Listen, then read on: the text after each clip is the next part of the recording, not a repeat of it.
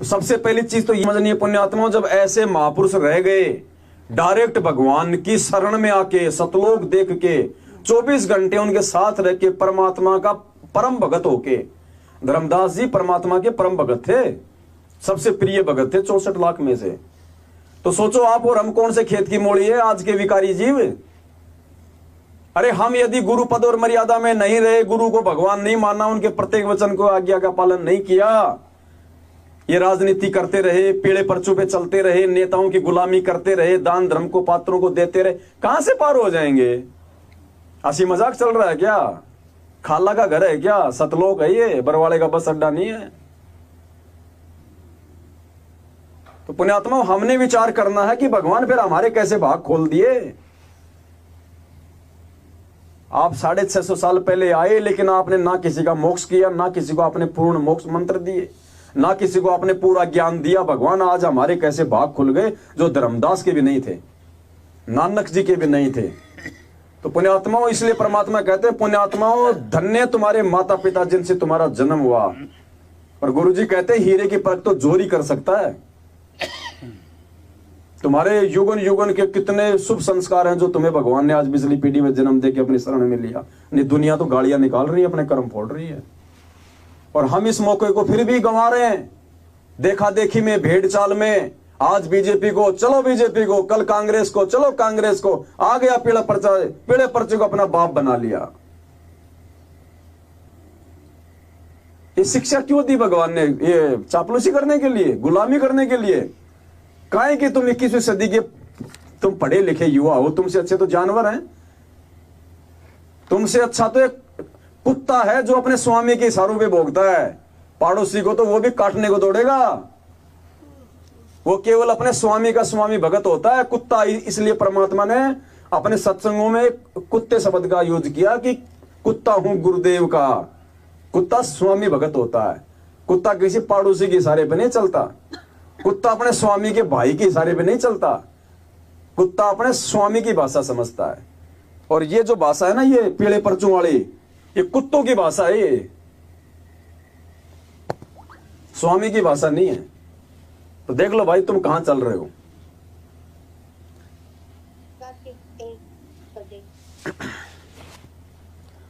तो पुण्यात्मा, सबसे पहला तो बस ये विचार करना कि हम कहां हैं उन महापुरुषों की तुलना में। और आज भी यदि हम ये गोल्डन चांस पाके, इसीलिए परमात्मा कहते हैं समझा है तो सिर दर पांव भवर नहीं रे ऐसा दांव। और मालिक कहते हैं बिल्ली के भाग का छीका टूटा, बिल्ली के भाग का छीका। इब कह दाव मत चूक मेरी प्यारी। तो पुण्यात्मा, सभी आत्मा यही धक्के खा रही हैं आज हैं। अगर आज भी अगर वो मर्यादा में रहेंगे, टिके रहेंगे, गुरु को भगवान मानेंगे तो मोक्ष होगा।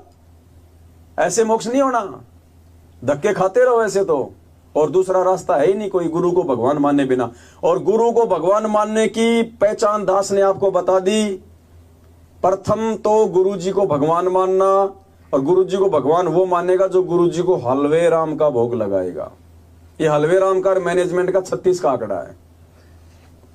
ये हमने प्रकट गुरु जी को भोग लगाना क्या शुरू किया? मैनेजमेंट वालों की बीवी पत्नी बेटी अगर खाने के लिए भी हलवा बना लेती है तो उनको चिंता हो जाती है कि गुरु जी को तो नहीं लगाएगी।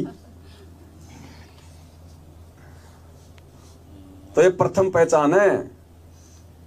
जो व्यक्ति अपने गुरुदेव सतगुरु रामपाल जी भगवान को भोग की आरती के साथ भोग लगाएगा, समझ लेना 50% तो वो गुरु को भगवान मान चुका है।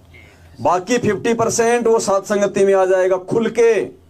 क्योंकि भोग तो मैनेजमेंट वाले भी लगाने लग गए गुरु जी को काफी संख्या में, क्योंकि देखे बिना रहा नहीं जाता। आत्मा तो भगवान की है, भले काल प्रेरित है, मर्यादा टूट रखी है, लेकिन जब वीडियो देखते हैं, भोग की आरती सुनते हैं, आत्मा तो अंदर से बोलेगी ये अपना असली बाप है, नालायको इसी को लगाओ।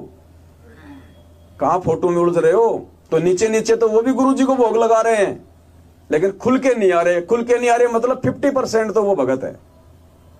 और जिस दिन आप खुल के साथ संगति में आ जाओगे, बिल्कुल नेक नीति मर्यादा में, और यहां आके भी अगर तुम राग द्वेष नहीं फैलाओगे, निंदा चुगली में नहीं फंसोगे, तो समझ लेना पुण्यात्मा, अगर इसी प्रकार से चलते रहे तो बेड़ा पार है। परमात्मा ने बोल दिया, फिर सस्ते में काम हो जाएगा, सस्ते में। बस गुरु को भगवान मान लो। अपने आप को समर्पित कर दो परमात्मा को। और कोई भगवान नहीं, ना सतलोक में ना कहीं और, जो भी है ये ही है, ले दे के एक ही। रजा तेरी से दादू नानक जी का सतलोक में वास हुआ। रजा तेरी से दादू नानक जी का सतलोक में वास हुआ। रजा तेरी से दादू नानक जी का सतलोक में वास हुआ। रजा तेरी से दादू नानक जी का सतलोक में वास हुआ। सो परसन उतर कीने तब धर्मदास के विश्वास हुआ। सो परसन उतर कीने तब धर्मदास के विश्वास हुआ। भगत के कारण ख्वास हुआ, जागी सुल्तानी की तकदीर के आगे। शरण तेरी संकट मोचन कष्ट हरण हो, मंगल करण कबीर के आगे शरण तेरी। संकट मोचन कष्ट हरण हो, मंगल करण कबीर के आगे शरण तेरी। अब देखो, एक सत्संग में कहते हैं ना परमात्मा कि जिस दिन तुम्हें दृढ़ विश्वास हो जाएगा कि ये परमात्मा, उस दिन भगवान आपका नौकर बन के रहेगा।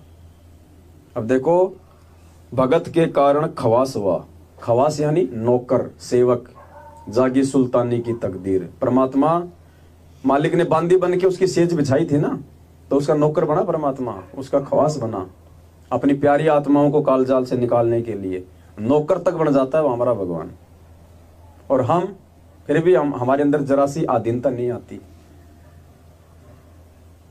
हमारी मान बढ़ाई नहीं छूटती, हम राग द्वेष की आग में। कल परसों दास ने यही कहा था भगत जी को, कजोड़ जी को, हम बैठे हुए थे सारे भाई बहन भगत जी के घर पे, तो दास ने ये कहा था कि भगत जी अभी तक संगत में कोई एक भी व्यक्ति ऐसा नजर नहीं आ रहा है जो वास्तव में आधीनता की सीढ़ी चढ़ाओ। मान लीजिए हम बात कर रहे हैं, यहां बैठे हैं बराबर में, और बात करते करते मैं उसको थप्पड़ मार दूं खींच के, अब उसका रिएक्शन क्या हो? वो ना तो मेरा बुरा माने, ना मेरे प्रति अपने मन में किसी प्रकार का वो द्वेष पाड़े, और ना थप्पड़ लगने के बाद किसी से इस बात का जिक्र करे कि उन्होंने मुझे क्यों मारा, सही मारा या गलत मारा। कोई दूसरा पूछे तो ना उसको कोई जवाब दे कि कोई बात नहीं, मार दिया भाई है, और ना मेरे मन में कोई द्वेष रखे। मैं दोबारा कहूं भगत जी सत साहिब सत साहिब सत साहिब, भगत जी वो है भगत। और यहां पीठ पीछे बैठ के चुगलियां करते हो। कोई किसी की चुगली करता तो मालिक कहते ना, निंदा तो ऐसी लगे जैसे दही बड़े। अभी तो हमें दही बड़े लग रहे हैं एक दूसरे की निंदा चुगली। ये बढ़वे का अंग बताया परमात्मा ने कि बढ़वा कौन होता है। गरीब बढ़वा बढ़वा सब कहें, मालिक की वाणी है ना, ये बढ़वे के अंग में है। निंदा तो ऐसी लगे जैसे दही बड़े। अभी हम कहां खड़े हैं, विचार करने की बात है भाई। नीचे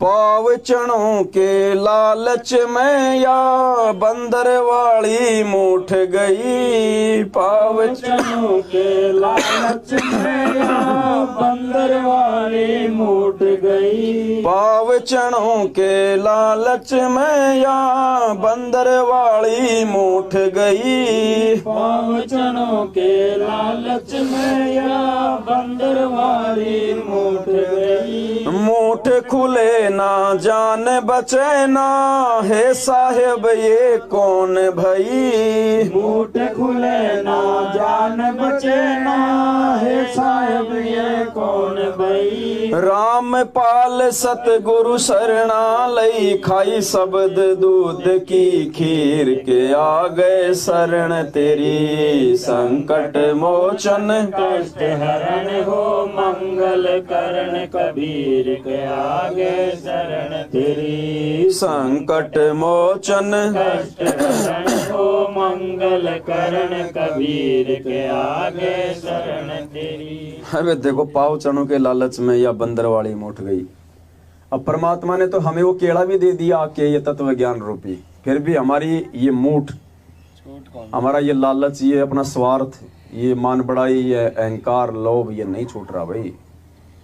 और ये छूटे बिना तो भाई 7 जन्म परमात्मा नहीं पा सकते अपन। तो कोशिश करनी है, हमारे में से परफेक्ट कोई नहीं है। हम यहाँ पे किसी को कोई प्रवचन नहीं दे रहे, हम किसी को कोई शिक्षा नहीं दे रहे, हम साथ संगति में बैठ के हम इन विषयों पे हम चर्चा कर रहे हैं। अब माइक चाहे मेरे हाथ में हो, चाहे नाथू जी के हो, चाहे किसी और के हाथ में हो, अब भगत भाई तो 2 बातें बोलेगा ना, अपने भाइयों को समझाएगा ना। अब इन्हीं बातों को लेकर वो लोग कह देते वो तो गुरु बनेगा। बस बस बढ़ने वाला है, बस थोड़े दिनों में बढ़ने वाला है गुरु, तुम्हारा गुरु वो, मतलब ये कह के भी अपने वो कर्म फोड़ रहे हैं। ये व्यर्थ की निंदा चुगली। तो ये पावचने भगत जी, ये छोटी मोटी, ये नौकरी पैसा काम धंधे, कार कोठी गाड़ी घोड़े, ये सब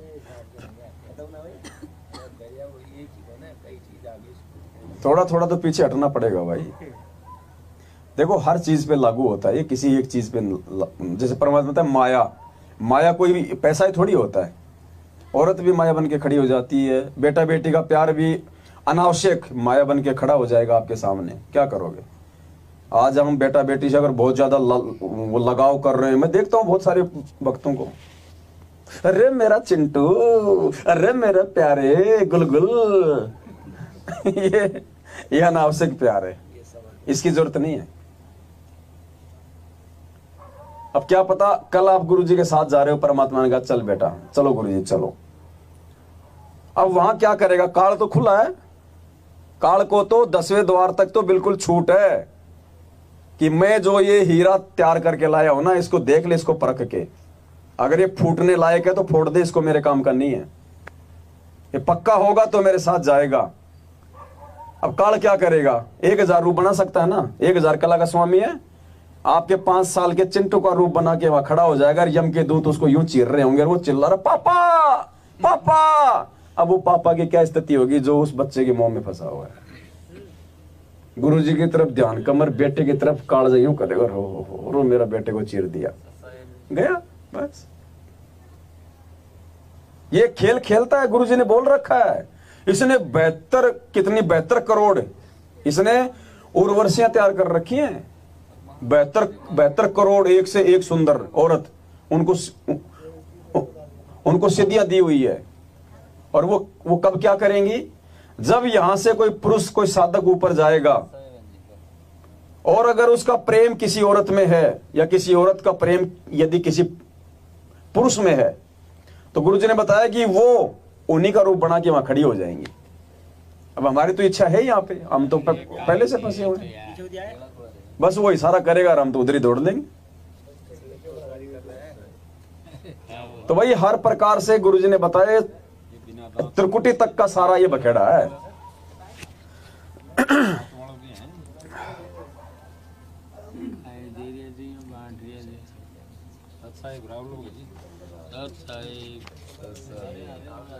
अरे पवन भगत जी ने भी तो दो कहीं इतनी सारा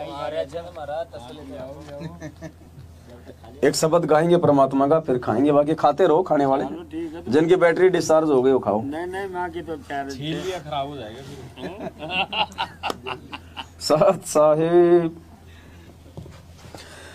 आजा बंदे शरण राम की, फिर पाछे पछतावेगा भाई। आजा बंदे शरण राम की, फिर पाछे पछतावेगा भाई। आजा बंदे शरण राम की, फिर पाछे पछतावेगा भाई। आजा बंदे शरण राम की, फिर पाछे पछतावेगा। कौन से राम की? सतगुरु रामपाल जी भगवान की। और कोई राम नहीं है दुनिया में, और कोई राम नहीं है, यही है असली राम।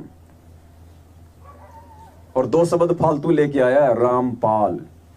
पाल यानी पालन करने वाला, जो राम पूरी दुनिया का जो पालन करता है, तीनों लोकों में प्रवेश करके जो सबका भरण पोषण करता है वो है रामपाल।